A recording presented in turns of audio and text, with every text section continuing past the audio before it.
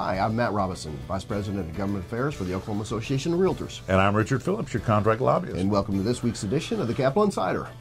Well, Richard, we have one more week of floor work.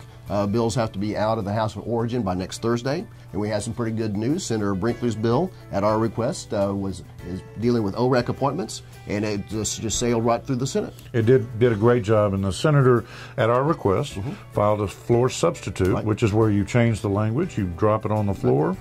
Didn't have any trouble with it. Did a great job. Absolutely. And we had another bill this week dealing with disclosure. Let's talk about that. Well, that's the bill that I believe we discussed last week that Senator Stanislawski brought in on other business, and it's basically a full disclosure of any real estate transaction, of anything that might affect that property, from the weather to underground wells that have been capped.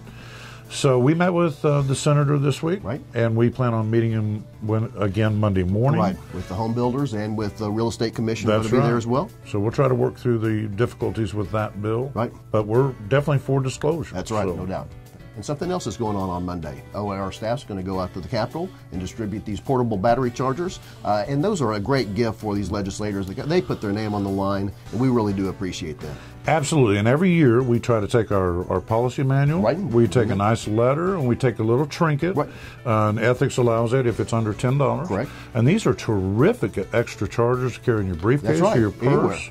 And when your battery needs a little charge, you just pick up your phone and plug it in. And one more thing that we're going to distribute to the legislators is a reminder, a save the date, and we've been talking about it all year. April 8th is our legislative and economic update, and also our day at the Capitol, where we're going to be distributing ice cream again. I always like doing that.